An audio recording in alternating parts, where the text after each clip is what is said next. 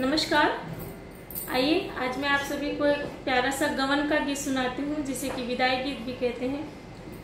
पहले के ज़माने में जब छोटी बेटियों की शादी कर दी जाती थी तो 3 साल 5 साल 1 साल बाद उनका गौना दिया जाता था, तब यह गीत गाते थे। आइए सुनते हैं, आशा करती हूँ आपको पसंद आएगा। बरह बरिस बेटी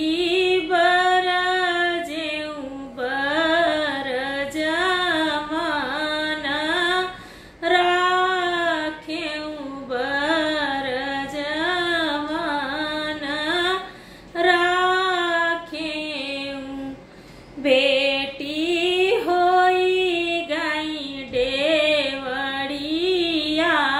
के ठाड़ी, तबाबा सिंहाने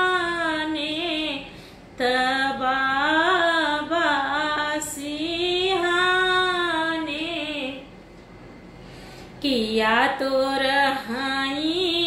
देवरानियात किया रे जेठनियात किया रे जेठनिया, धन किया तोर पुत बहुअरिया, तोहारे सूरत तोहारे सूरत नाही मोर हाई देवरानिया, नाही रे जेठनिया, नाही रे जेठनिया, स्वामी नाही मोर पुत बहुअरिया, हमारे सूरत हमारे सूरत प्रभु तोहरे ही जंगिया जनमल बेटी, कवनी देई बेटी, कवनी देई हमारे सूरत हमारे सूरत इहवा से बेटी टरी जाऊ, तयवरऊ भीतर जाऊ,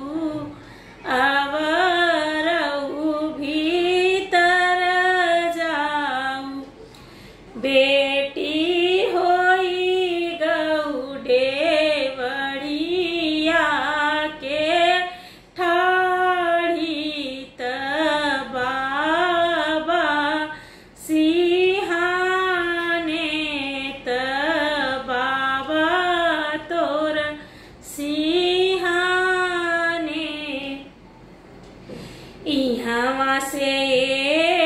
माई टरी जाऊं, टरी के भीतर जाऊं, टरी के भीतर जाऊं, माई के करे गोहन लगी जाऊं, तबाबा मोर सिंहाने, तबाबा मोर सिंहाने, बेटी दुल्हे कवन